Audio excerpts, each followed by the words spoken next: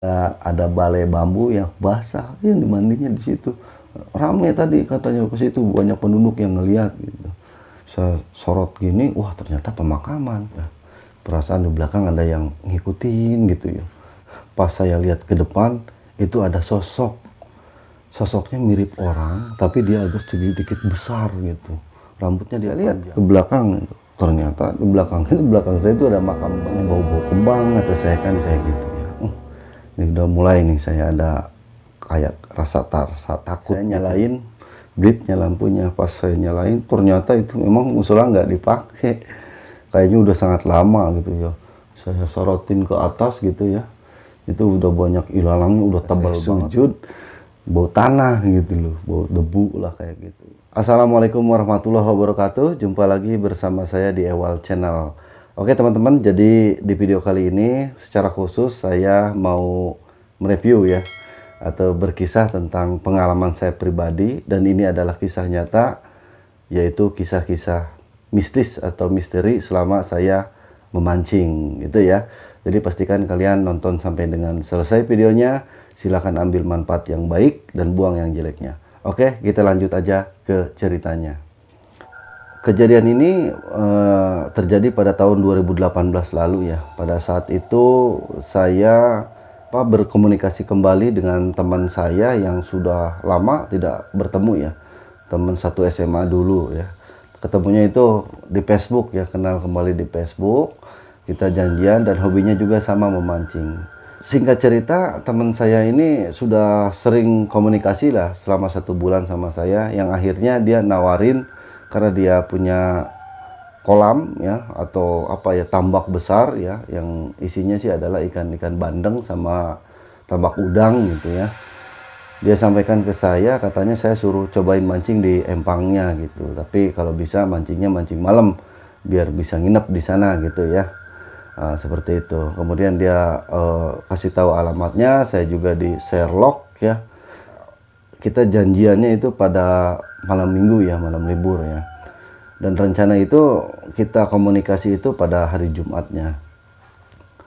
Selanjutnya ketika sudah sampai ke malam minggunya ya, saya sudah persiapkan. Oh iya, ini rencananya saya memancing ikan baramundi di malam hari ya. Karena di kolam tambak tersebut katanya hamanya banyak, ikan baramundinya juga besar-besar. Jadi saya nanti mancing di situ dan sekalian nginep lah.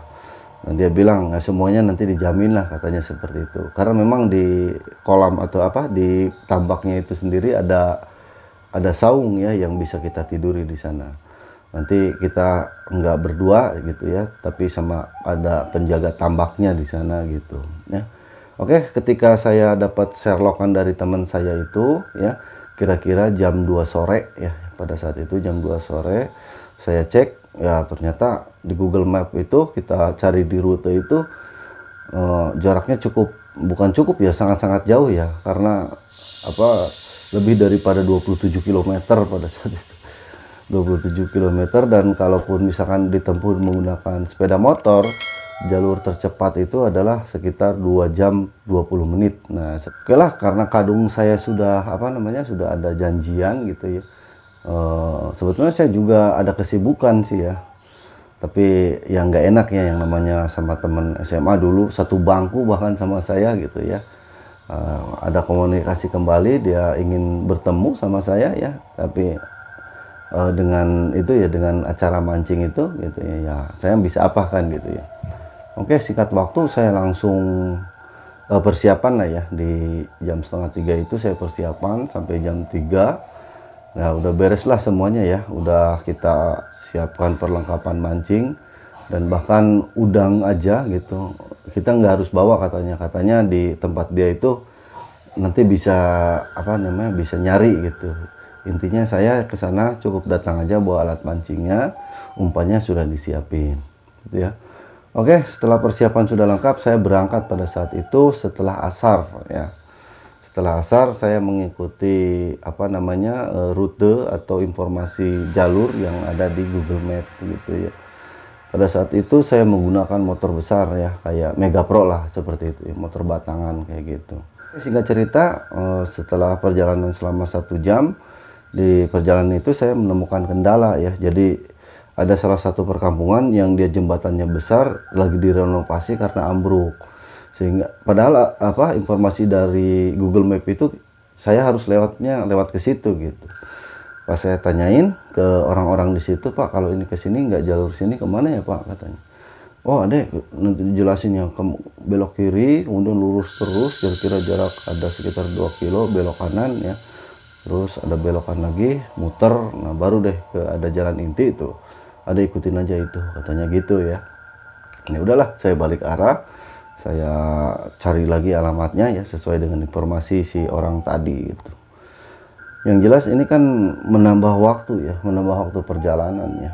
Singkat cerita, hari sudah mulai agak sedikit sore ya. Pada saat itu udah sampai jam 4 lewat sedikit lah gitu ya.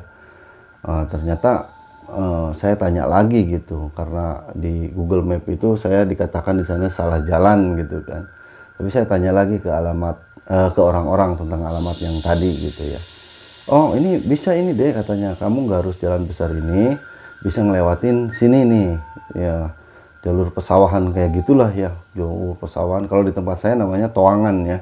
Jadi di pesawahan itu ada jalan ya, batu ya, jalan batu kayak gitu, hanya ruas paling sekitar 2,5 meter lah ruas jalannya.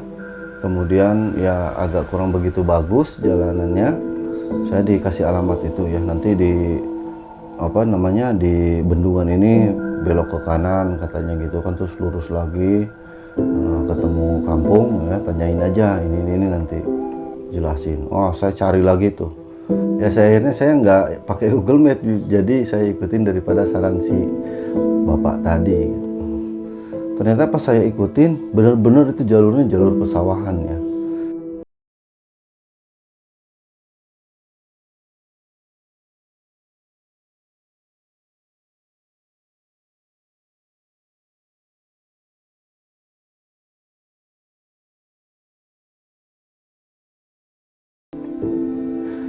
Sekitar setengah jam perjalanan saya, saat itu jam setengah 5 ya, sekitar setengah 5 lah ya.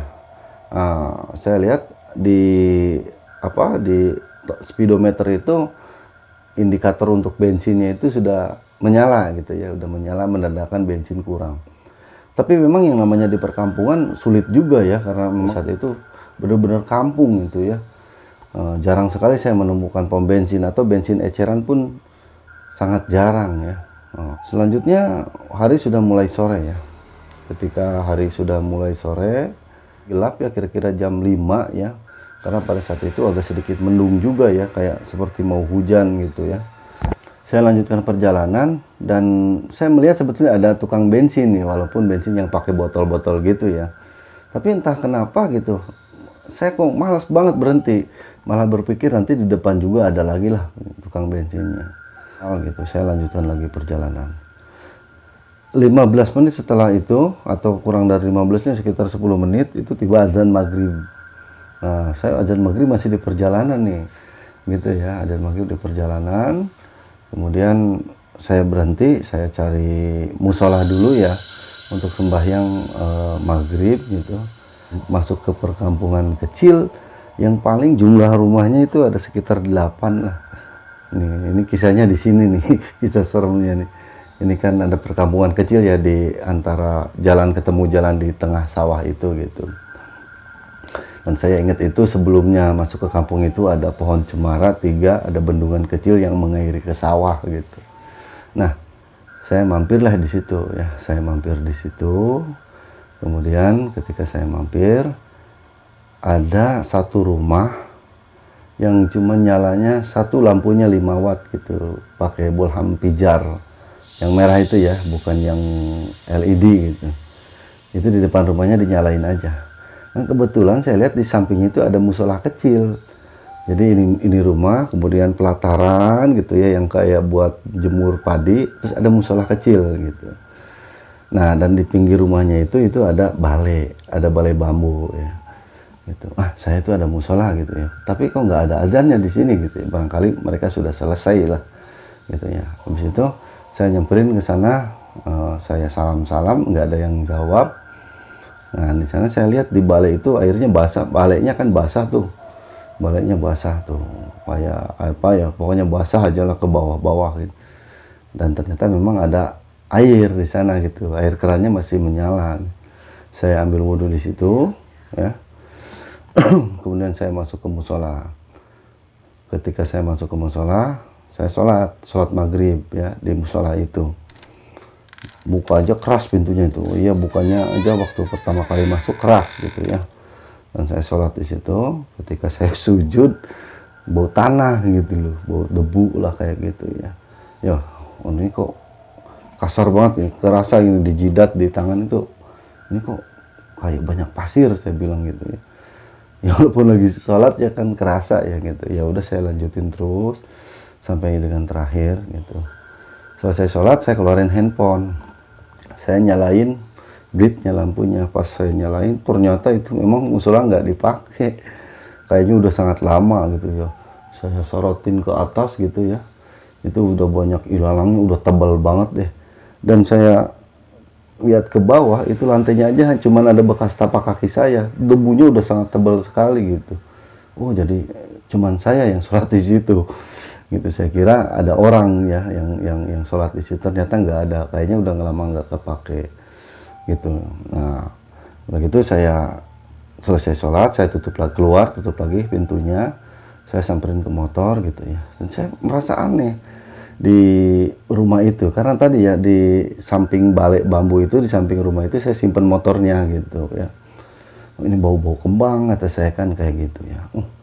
Ini udah mulai nih, saya ada kayak rasa takut gitu ya. Tapi pas saya lihat ke bawah, emang banyak kembang ternyata gitu loh, banyak kembang ya. Ya kayak kembang-kembang, oh ini gitu. Saya sebelumnya belum kepikiran apa-apa, cuman apa namanya, ya cuman ada kembang aja gitu ya. Dah saya lanjutkan perjalanan, kemudian saya aktifkan data. Oh ternyata udah ada panggilan, beberapa kali panggilan tak terjawab dari teman saya tadi gitu. Dia bilang udah sampai mana gitu WA-nya. Saya bilang saya nggak tahu ini, saya Sherlock ya, Sherlock sama saya Sherlock ke dia gitu. Sinyal juga udah lumayan inilah apa, jelek banget di situ ya. Nah ketika disuruh, oh kok masih jauh katanya gitu ya. Wah kok jauh, katanya sudah dekat. Emang berapa lama lagi kira-kira sampai ke situ? Ya kalau mau jalan itu apa namanya, jalan pesawahan bisa cepat gitu. Tapi kalau misalkan keluar dari kampung itu ada sekitar 2 kiloan gitu ya ke kiri, di pertigaannya itu bisa ke jalan gede, memang jauh. Tapi kalau bisa misalkan lurus katanya bisa cepat gitu. Tapi dia nggak nyaranin saya lewat situ, pokoknya jangan lurus lah, mending belok ke kiri aja, udah nanti saya susul katanya ke situ. Saya berangkat nih kata dia gitu kan. Nah pas waktu itu ya udah oke, kalau gitu saya ambil pilihan untuk kembali ke jalan besar gitu ya, nggak ngelanjutin jalan situ. Pas udah keluar dari rumah tersebut, kira-kira ada jarak sekitar 500 meter lah ya, motor saya tersendat-sendat. Nah ini nih yang sialnya, apa ya namanya, bensinnya itu habis gitu, bensinnya habis. Kan kalau motor Mega Pro itu kan kalau habis masih bisa tertolong ya, kita apa miringin gitu ya motornya supaya bensinnya pindah ke tangki yang pas kerannya kan kayak gitu. Akhirnya nyala lagi ya, setelah nyala lagi saya lewatin jalan yang tengah sawah, rencananya ya mau ke jalan besar itu, ternyata pas tengah-tengahnya itu mogok, motor saya mogok, habis lagi bensinnya. Di saya miringin lagi udah nggak bisa, di starter di sela udah nggak bisa. Wah saya gimana ini kan gitu. Pas saya buka data ternyata nggak ada sinyal, pas di situ itu nggak ada sinyal sama sekali. Aduh saya gimana ini, pas toangan gitu ya, udah malam itu, udah sekitar hampir jam 7 lah, hampir jam 7 malam. Nggak ada orang satupun, nggak terlihat cahaya lampu gitu, nggak ada perkampungan gitu ya. Ya, telepon juga susah, saya ngubungin teman saya gitu ya. Sudah gitu ya udahlah, saya dorong aja. Tapi saya pikir ya, barangkali di tempat yang tadi saya tinggalin kan ada sekitar tetangganya kan ada gitu ya di kampung itu. Saya mau balik lagi rencananya, kalaupun misalkan ada motor atau punya bensin bisa saya gantiin deh, beli gitu barang 1-2 liter gitu kan. Tapi saya pikir malas banget saya gitu, karena keburu agak sedikit takut saya waktu itu untuk balik lagi ke kampung tadi gitu. Akhirnya saya dorong, paksakan dorong. Nah ketika saya paksakan dorong itu ya, wah ini hujan mulai apa ya, turun sedikit lah gitu, udah mulai agak deras, gerimis tapi bisa bikin basah gitu ya. Nah ketika saya dorong terus, badan udah sekitar pundak udah basah lah ya sama air gitu ya. Wah saya gimana ini ya. Udahlah saya terus saya paksain dorong walaupun jalannya udah jelek. Saya pikir jangan sampai keburu hujan besar gitu, karena saya semakin repot ini jalannya, ini walaupun batu tapi banyak tanahnya gitu. Wah itu udah, waduh, udah sangat-sangat apa ya, saya udah kapok banget itu, kalau makanya saya udah nggak pernah mancing malam lagi. Nah ketika saya mendorong motor ya, itu dari kejauhan saya lihat ada seperti apa ya, kayak apa sih ya, gorong-gorong ya, yang ini jalan terus kesininya memotong gorong-gorong itu kan biasanya ada di samping kanan samping kirinya, ada kayak bikin tempat duduk kan gitu ya, ada kayak gitu. Nah udah mulai terlihat nih, saya bisa duduk dulu dari situ. Motor Mega Pro loh yang saya dorong kan berat, saya paksain dorong. Ketika udah sampai di situ saya duduk gitu ya, saya duduk di situ. Wah saya ngos-ngosan deh gitu ya, yang jelas saya sangat apa namanya, sangat capek, keringat saya sudah sangat, wah banyak bercucuran lah. Nah selanjutnya ketika saya duduk di sana gitu ya, ini kok masih bau kembang, kata saya kayak gitu, bau kembang yang sama kayak di rumah tadi gitu ya. Saya nggak ambil peduli lah, saya ambil dulu apa, air mineral yang tadi saya minum dulu karena mogoknya capek. Nah ketika sudah agak sedikit lama, kira-kira hampir 8 menit saya di situ istirahat ya, saya lihat ke belakang, ternyata di belakang saya itu ada makam baru. Saya melihatnya karena makam baru itu karena memang banyak kembang-kembangnya gitu. Dan saya ambil handphone, itu kan gelap, posisinya gelap, nggak ada cahaya bulan ya, karena mendung gitu. Saya sorot gini, wah ternyata pemakaman. Kalau di sana sih perkampungan, kalau makam-makam keramik barangkali ya bisa terlihat dari jauh ya. Kalau di sana tanah aja lah kayak gitu. Wah, udah mulai deh tuh saya, ini udah perasaan berat nih ya. Waduh, kata saya gimana ini kan gitu ya. Nah udahlah, saya lahola aja. Dalam hati saya beraniin aja walaupun saya takut. Wah saya dorong agak kencengan tuh ya. Perasaan di belakang ada yang ngikutin gitu ya. Saya tengok ke belakang nggak ada gitu ya. Perasaan ada yang ngikutin lagi waktu saya dorong ya. Saya lihat di belakang nggak ada. Nah kebetulan setelah itu ya, kira-kira udah 3 kali saya nengok ke belakang, pas saya lihat ke depan itu ada sosoknya mirip orang tapi dia agak sedikit besar gitu, rambutnya dia panjang. Saya nggak kepikiran hantu pada saat itu, saya takutnya itu adalah orang gila gitu yang apa namanya memang ada di situ gitu. Waduh, kata saya, dia posisinya di tengah jalan, dia gini aja nih gini aja tuh sambil gibasin rambutnya gini. Waduh, udah gitu saya kaget tuh. Waduh gimana ini ya gitu, saya mau simpan motor mau lari saya tuh tadinya kayak gitu ya gitu. Tapi saya antara saya berani sama enggak pada saat itu gitu. Yaudah saya joran cabut ya, joran cabut tuh cabut yang keras ya, karena buat mancing baramundi ya, saya pakai joran keras sambil dorong motor, saya pegang joran itu gitu. Tapi ketika saya dorong motor itu nggak sampai ke si orang itu, masih gini aja gitu ya, rambutnya ngibasin gitu, nggak sampai. Jadi kayak ternyata saya perhatiin bukan kayak bentuk benda padat gitu itu, tapi kayak asap gitu. Apa sih ya, gimana sih, saya sulit nyeritainnya ya. Kalau orang itu biasa kalau lebih dekat lebih nyata kan gitu ya, ini semakin dekat semakin bias gitu, semakin nggak apa sih, kayak transparan kalau deket itu ya. Sama pekatnya malam itu malah transparan. Wah udah deh, ini nih kata saya nih, ini yang kayak orang-orang cerita ini kayak begini kayaknya nih kan gitu ya. Wah udah deh, mulai saya baca-baca sebisa-bisa saya gitu.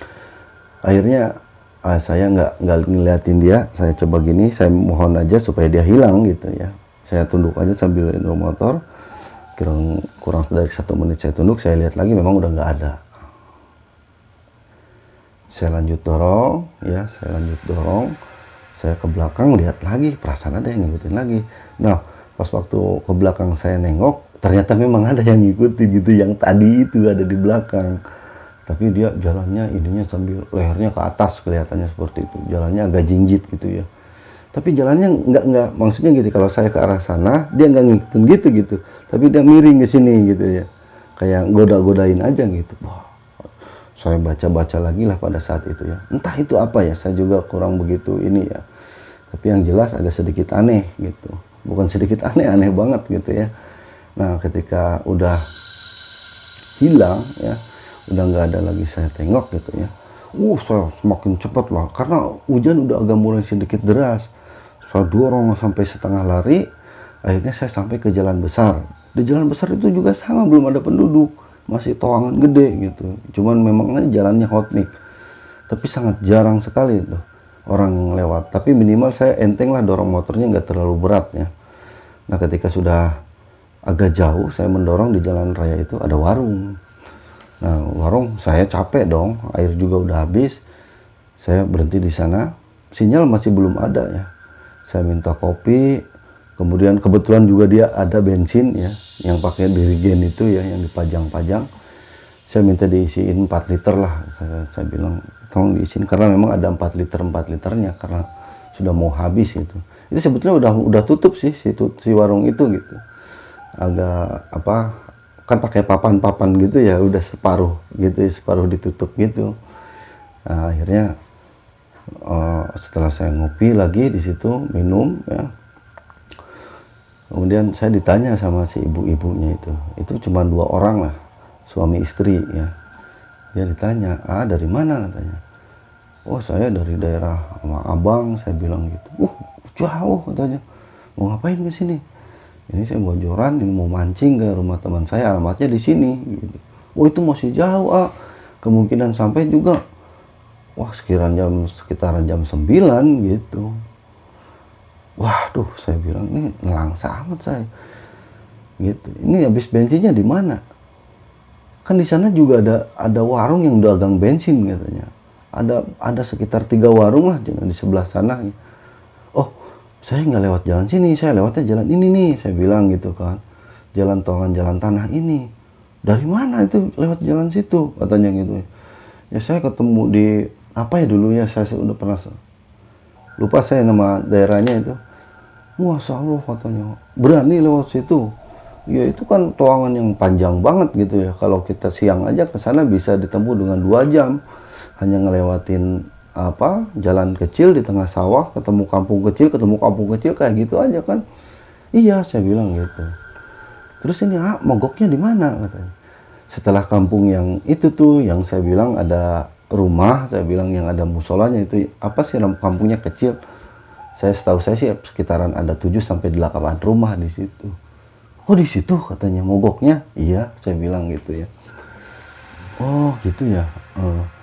Terus lewatnya lewat itu ya, pemakaman katanya. Oh iya, saya lewat situ. Oh ya, si bapak sama si ibunya pandang-pandangan aja gitu, mencurigakan. Saya bilang, ini kenapa? Saya bilang gitu ya. Udah deh, sudah selesai bayar katanya gitu. Mending pulang aja lagi katanya gitu. Nggak usah dilanjutkan lah, karena ini toangannya masih panjang dan ini udah mulai malam gitu ya. Udah isya itu, udah kelewat isya ya. Udah hampir setengah 8 pada saat itu. Oh, bukan, udah jam 8 lewat. Pada saat itu udah jam 8 lewat. Udah makin malam aja ya. Nah, ketika saya diperintahin, disuruh untuk pulang lagi, jangan dilanjutkan, kata si ibu. Emang kenapa Bu katanya gitu. Ya nggak apa-apa sih, saya khawatir aja katanya gitu. Ya takut ada orang jahat, dia bilang sih gitu ya. Oh iya Bu, saya mau tanya nih Bu, itu yang di kampung yang hanya cuma ada 7 atau 8 rumah itu kan ada musola Bu, ada rumah yang putih tuh, yang tembok rumahnya satu-satunya yang tembok tuh. Terus ada yang pelataran buat itu jemur padi, sampingnya ada musola. Oh iya itu katanya. Terus gimana? Itu saya tadi sholat maghrib di situ, saya bilang gitu ya. Ternyata itu musolanya jarang dipakai ya Bu. Gini deh katanya gitu. ada ini berani banget katanya gitu. Emangnya kenapa Bu? Itu rumah gitu ya, barusan sekitar jam 11 siang gitu kan, itu baru penemuan mayat katanya. Melihat seorang ibu-ibu yang gantung diri kayak gitu. Gantung diri kayak gitu. Yang menggantungkan dirinya di rumah gitu. Karena sakit katanya terlalu lama dan nggak ada